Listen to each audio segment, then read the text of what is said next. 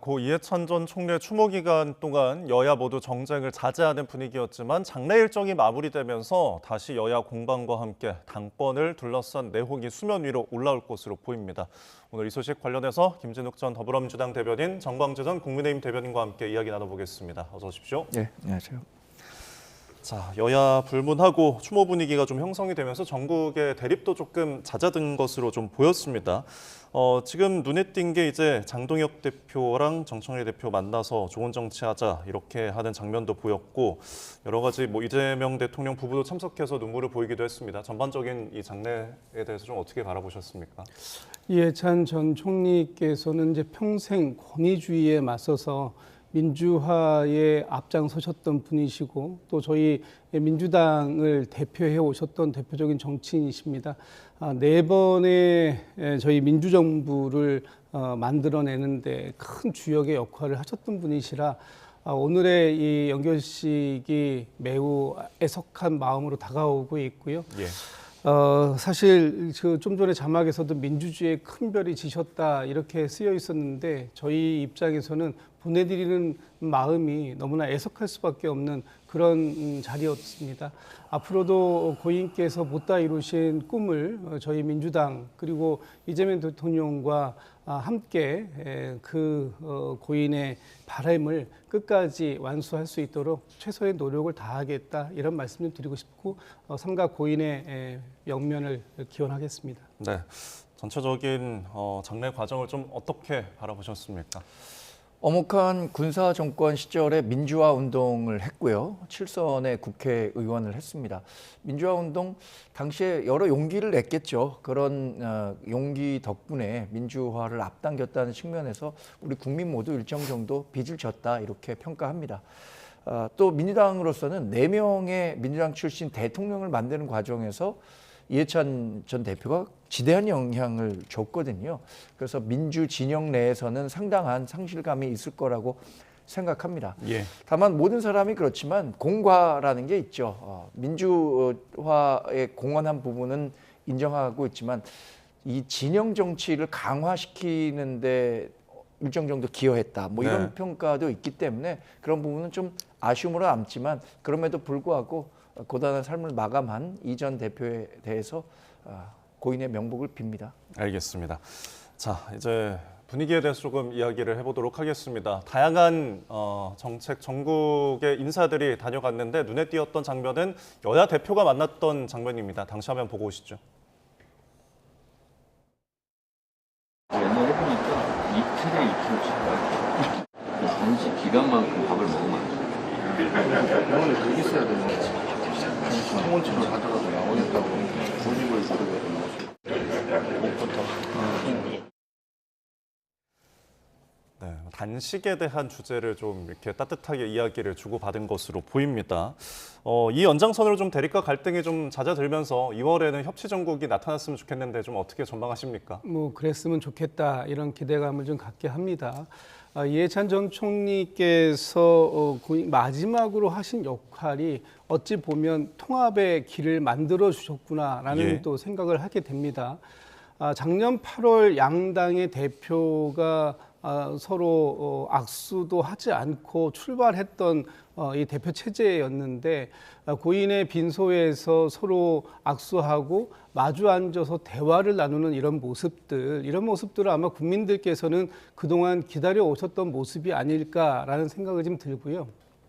오늘 이런 진영을 달리했지만 장동혁 대표께서 또 이 당의 지도부와 함께 조문을 오셔서 그 예의를 갖춰주신 부분에 대해서 저 개인적으로도 그렇고 굉장히 감사한 마음입니다. 이런 부분들이 앞으로 이 국회에서 여야 간의 협치의 새로운 모습으로 좀 이어질 수 있기를 좀 기대한다 이런 말씀을 드리고 싶고요. 네. 지금 많은 국정의 현안들이 노정되어 있습니다. 특히 발등에 불로 떨어진 것이 한미 관세 부분도 있고 이 부분을 처리하려면 대미 투자 특별법을 통과시켜야 되는 부분도 있고요.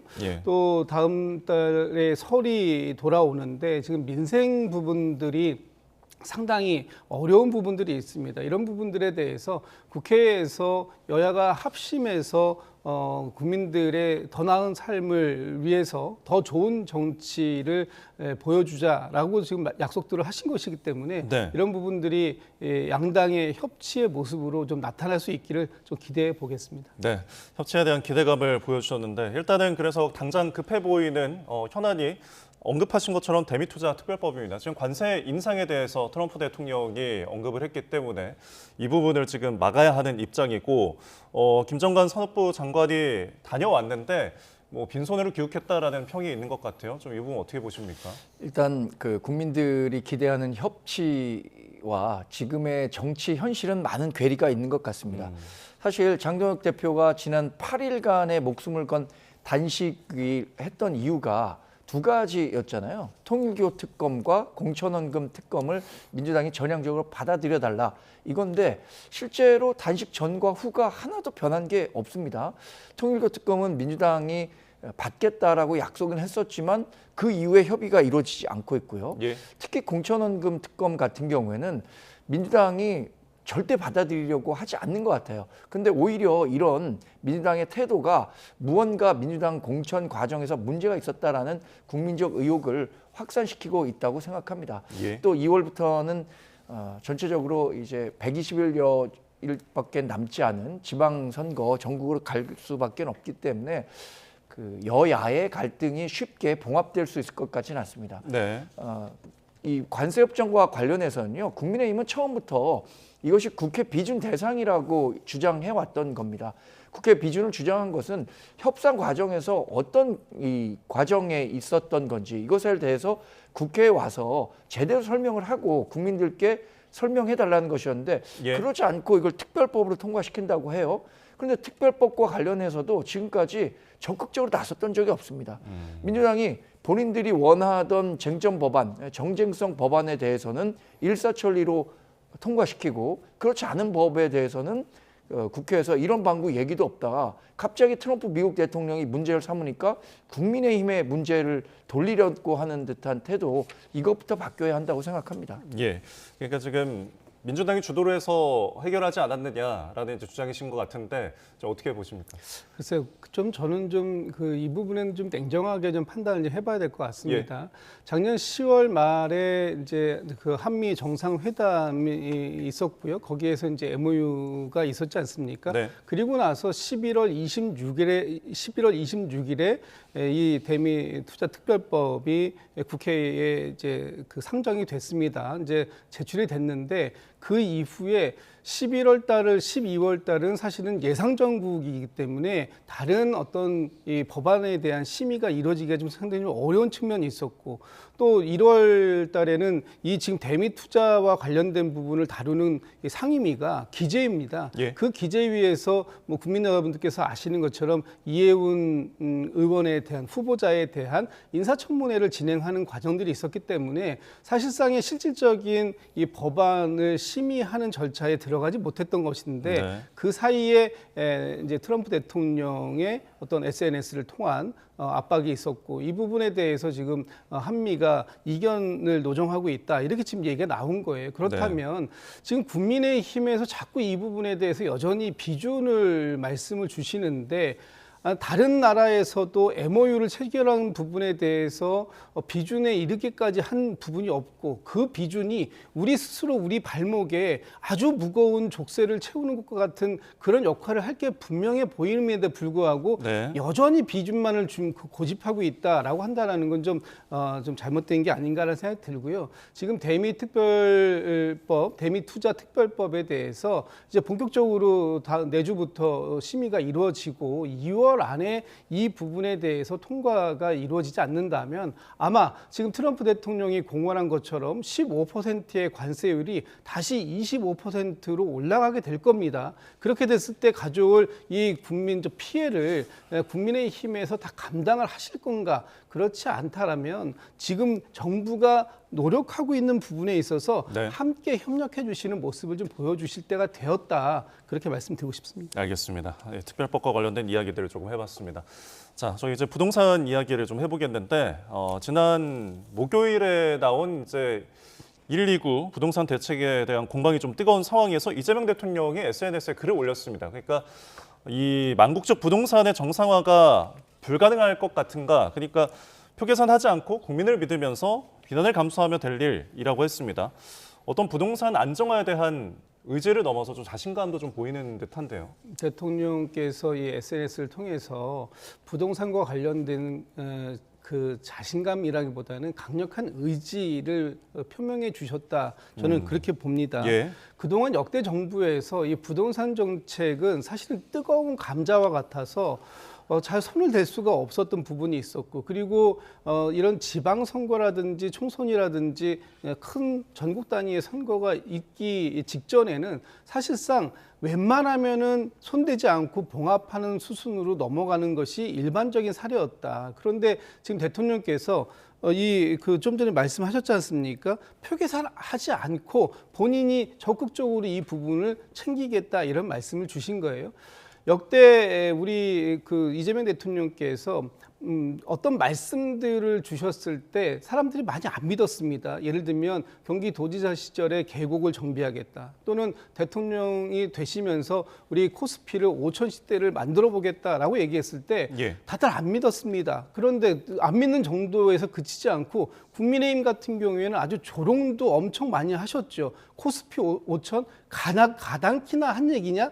그런데 이미 그 종가로 어제 같은 경우에 5,200 정도에 이르렀던 거 아닙니까? 네. 코스닥도 1,000이 넘었습니다. 그렇다면 대통령이 어떤 의지를 가지고 있느냐에 따라서 그 부분을 실행시킬 수 있는 어떤 그 동력을 만들어줄 수 있는 부분이 있다라고 한다면, 국민의힘에서도 이런 부분들에 대해서 질타하고 비판하고 그리고 계속해서 조롱으로 할 것이 아니라 오히려 함께 응원하고 같이 할 수 있는 방향, 이것이 결국은 대한민국의 그 국민들을 위하고 특히 수도권에서 내 집 마련의 꿈을 실현하기 위해서 애쓰고 있는 청년이나 또 신혼부부들, 이런 네. 사람들의 꿈도 같이 실현시켜 줄 수 있는 거 아닙니까? 그런 대통령의 의지를 무조건 폄훼할 만한 것은 아니다, 이렇게 평가할 수 있을 것 같습니다. 알겠습니다. 자, 이 게시물을 올리면서 이제 부동산 하락세가 좀 보였다는 분석의 어떤 기사에 링크를 올리기도 했습니다. 최근 이렇게 기사 링크를 올리면서 좀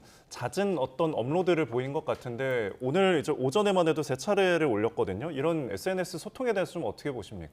저는 반대로 이재명 대통령이 부동산 시장과 관련해서 공급 대책 이번에 6만 호 제공한다고 했잖아요. 근데 그런 대책에도 불구하고 실제로 시장에서 먹히지 않을 수 있다라는 조바심이 반영된 것 아닌가라고 생각해 볼 수밖에 없을 것 같습니다. 예. 이재명 대통령이 얘기하는 부동산 시장의 안정과 과거에 본인이 해왔다고 성취했다고 하는 것들은 좀 결이 다른 것 같아요. 불과 2달 전만 하더라도 이재명 대통령 무슨 얘기했냐면 수도권 집값 상승 이거 대책이 없다 그랬어요. 그런데 불과 2달 만에 지금 이런 식으로 이 정도면 잡을 수 있다라고 얘기하는 건 2달간에 무슨 변화가 있기 때문에 잡을 수 있다고 얘기하는지 그 자신감의 근원을 알기 어렵다는 생각이고요. 과거 2020년에 문재인 정부 시절 또 2006년에 노무현 정부 시절에도 뭐라고 얘기했냐면 정부를 이기는 시장 없다. 부동산만큼은 정말 자신 있다라고 얘기했는데 예. 진보 정권에서 해왔던 부동산 정책만으로는 시장 잡기 어렵다는 거 경험적으로 드러난 거 아닙니까? 그리고 이런 식으로 자꾸만 마치 다주택자들에 대해서 징벌적 과세를 하는 식으로 공포감을 조성하면서 주택시장을 잡겠다고 하는 거 역사적으로 이미 실패한 것이라는 것 다 드러난 겁니다. 그런데 과거의 잘못에서 어떤 문제점이 있었는지는 바라보지 않고 이제 본인이 하면 다르겠다라는 식으로 얘기해서 과연 시장 참여자들을 설득시킬 수 있을 것인가, 이것에 대해서는 저는 굉장히 회의적으로 봅니다. 네, 오늘 새롭게 나온 대책에 대해서 좀 두 분의 의견을 좀 들어봤습니다. 자, 그리고 합당에 대한 이야기도 나눠보도록 하겠습니다. 정청래 대표의 조국혁신당과의 합당 제안 이후의 여진이 계속되고 있습니다. 심지어 밀약 여부를 공격해야 한다는 취지로 한 국무위원이 보낸 텔레그램 메시지가 카메라에 잡혀서 논란이 되기도 했는데요. 관련 발언 듣고 이야기 나누죠.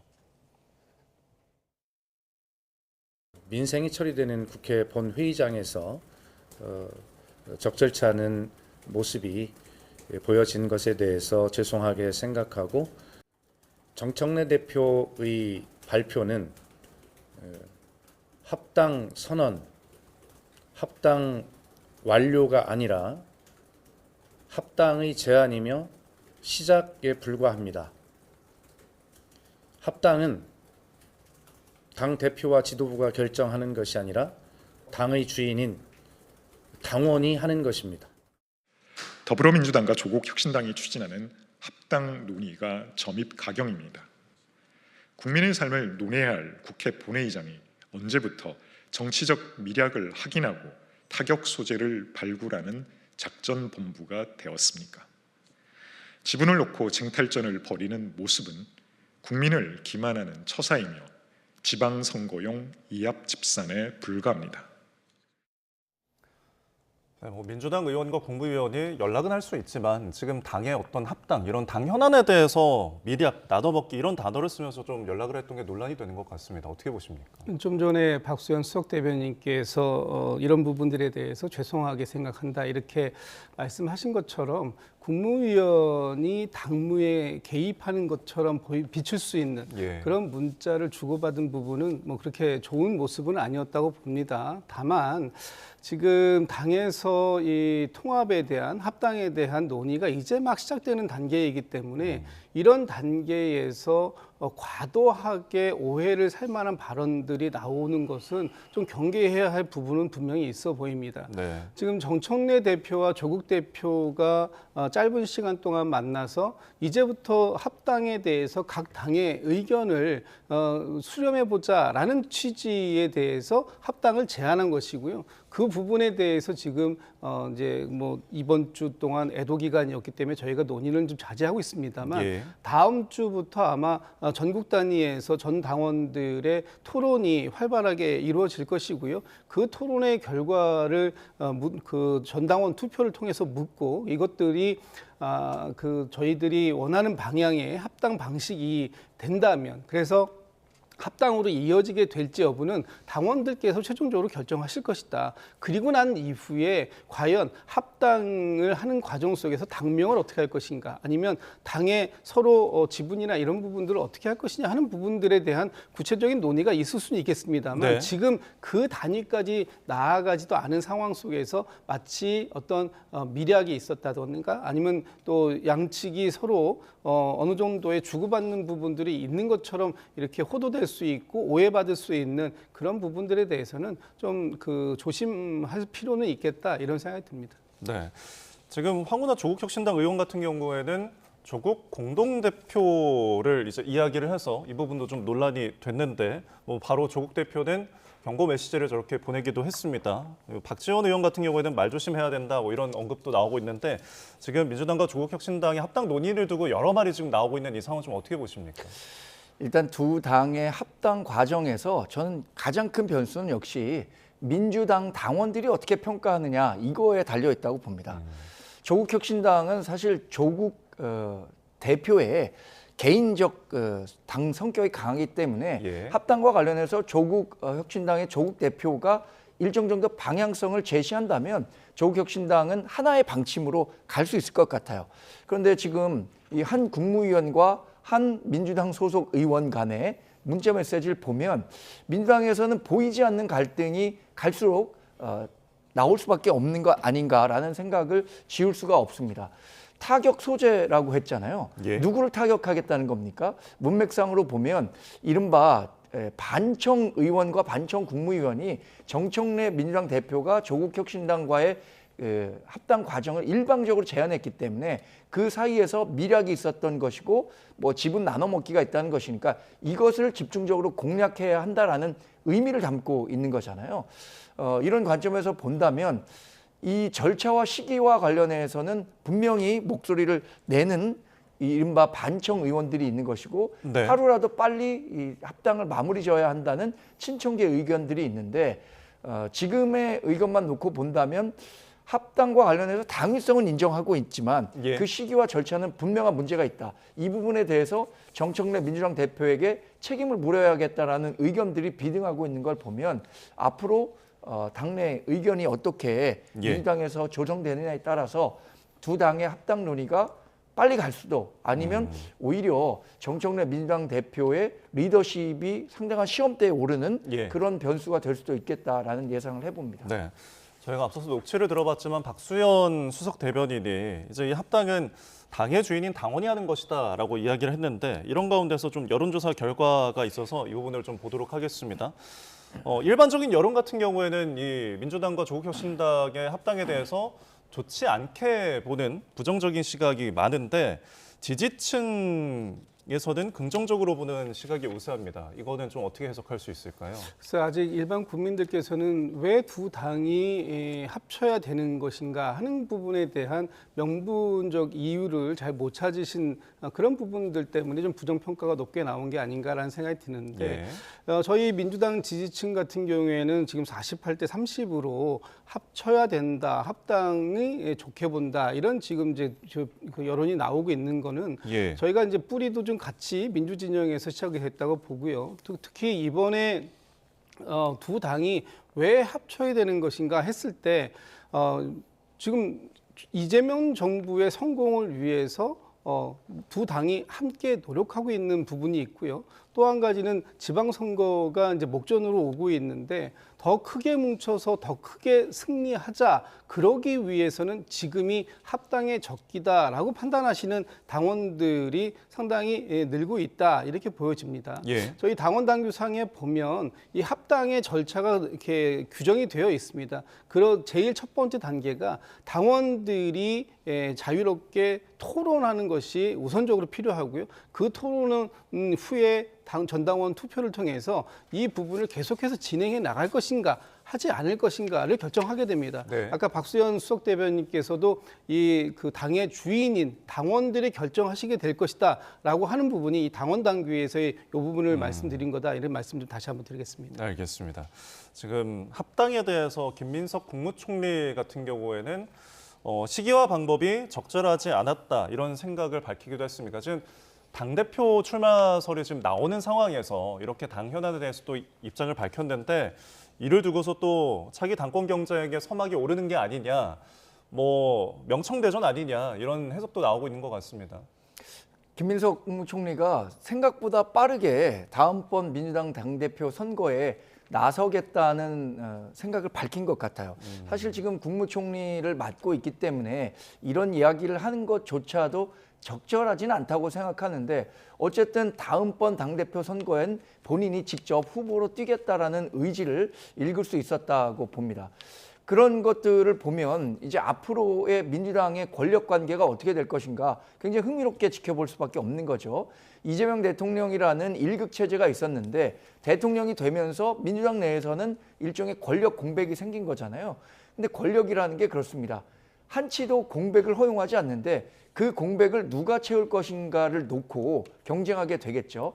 사실 지난번 당대표 선거 때는 그 각이 제대로 서지 않았죠. 두 명 다, 그러니까 정청래 민주당 대표나 당시에 후보로 나섰던 박찬대 후보나 모두 친명을 강조했기 때문에 차별점이 없었는데 다음번 당대표 선거에서는 정청래 대표가 지금 독자적인 정치 행보를 하고 있다라고 평가를 하고 있는 거잖아요. 민주당 내에서도 그 각이 굉장히 명확하게 서기 때문에 상당히 한치 앞도 예상해 보기 어려운 구도로 갈 수 있을 거라고 생각하고요. 조국혁신당과 민주당의 그 합당과 관련해서 전체 여론에서는 부정적으로 보는 여론이 많다는 것은 아무래도 중도 진영이나 국민의힘 지지자들이 봤을 때는 두 당이 합당하는 것이 중도 보수 진영에는 좋지는 않을 것 같다라고 판단했기 때문에 이 합당하는 것이 부정적이다라고 평가를 했을 것 같은데 민주당 지지자들만 놓고 보면은 찬성 여론이 높잖아요. 이런 것만 놓고 본다면 저는 불협화음은 있을지 모르겠지만 합당은 이루어지지 않을까 이렇게 예상해 봅니다. 알겠습니다. 민주당의 상황을 좀 짚어봤고요. 이어서 국민의힘 상황도 보겠습니다. 국민의힘 지도부가 한동훈 전 대표를 제명을 하면서 당내 갈등이 좀 최고조에 달한 것으로 보입니다. 뭐 당 일각에서는 당대표 재신임 투표해야 된다, 송원석 원내대표 사퇴까지 해야 된다 이런 목소리도 나오고 있는데 이 배경에는 좀 무엇이 있습니까? 아니 이제 당장 6.3 지방선거가 120여일 앞으로 다가왔습니다. 그러면 중도 보수 진영을 똘똘 뭉쳐서 민주당과 대항한다고 하더라도 지금의 여론 지형은 상당히 불리하거든요. 예. 더군다나 이재명 대통령의 국정 지지율이 상당히 높은 상태고 지금 취임한 지 1년밖에 되지 않은 상태에서 치러지는 지방선거라는 측면에서 가뜩이나 어렵게 진행될 거란 말이에요.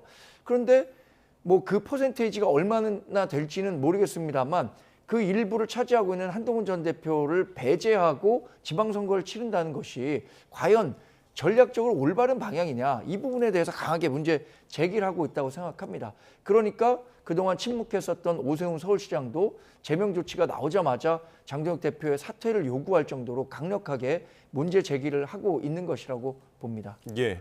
지금 오세훈 서울시장도 장 대표의 사퇴를 좀 주장하고 있는 상황인데 지금 국민의힘 당권파에서는 현역 프리미엄 인정하지 않을 수 있다 이런 경고도 내놓고 있습니다. 국민의힘 당 내용 상황 어떻게 보십니까? 그래서 좀 전에 민주당과 조국혁신당의 통합에 대해서 예. 불협화음이 있다 이렇게 말씀을 주셨는데 지금 국민의힘 안에서는 장한 갈등을 넘어서서 이제는 내전의 단계에 이르렀다 이렇게 평가를 해도 뭐 손색이 없을 정도가 아닌가 싶습니다. 예. 특히 한동훈 전 대표를 제명함으로써 소위 한동훈 대표를 지지하는 분들이 오늘도 여의도 광장에서 세과시를 하지 않았습니까? 예. 이런 부분들에 대해서 국민의힘의 당권파들은 봐라 저렇게 따로 놀 수밖에 없고 당 안에서 분열을 가져오는 분들을 바깥으로 내놔야 우리의 단합이 더 강해질 것이다 이렇게 보고 있는데 과연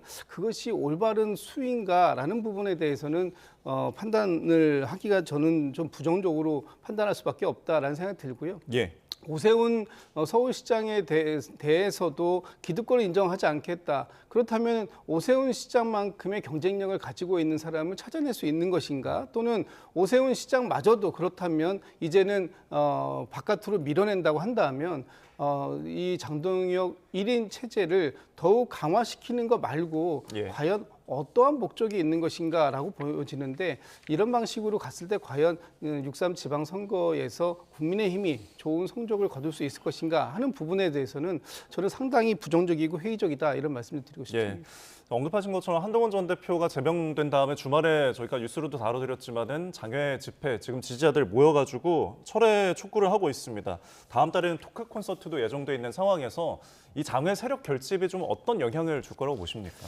글쎄 지금 뭐 장동혁 대표를 비롯해서 예. 최고위를 구성하고 있는 분들은 이 정도 반발은 예상했다라고 생각할 것 같아요. 예. 그래서 본인들의 스케줄대로 가겠다라고 생각할 것 같습니다. 더군다나 장동혁 대표는 본인이 갖고 있는 타임 스케줄이 있다라고 얘기했잖아요. 아마도 그 타임 스케줄의 첫 번째 혹은 두 번째 단계가 한동훈 전 대표에 대한 당원 게시판 문제로 제명하는 거 아니었나라는 생각이 드는 거죠. 2월 19일에 윤석열 전 대통령에 대한 내란 혐의 본류 재판 1심 결과가 나옵니다. 이것을 기본으로 해서 장동혁 대표가 어떤 식으로 윤석열 전 대통령과 절연을 할 건지 아니면 윤 전 대통령의 이름으로 이번 6.3 지방선거를 치러보겠다고 하는 건지 예. 중요한 시험대가 될 것으로 보고요. 그러나 분명한 것은 우리가 축소지향적인 그러니까 보수만 똘똘 뭉쳐서는 이번 지방선거 이길 수 없다는 거 그건 분명한 겁니다. 선거에 이기려면 51%의 득표를 해야 되는데 이렇게 중도를 일부 띄어내고 보수만 결집해갖고 승리할 수 있다고 생각하는 것은 네. 전략적인 미스 판단이 될 수 있다는 점에서 상당히 좀 걱정되는 부분이 있습니다. 알겠습니다. 여야의 당 상황들, 전국 상황들 김진욱 전 더불어민주당, 정광재 전 국민의힘 대변인과 함께 이야기 나눠봤습니다. 오늘 말씀 고맙습니다.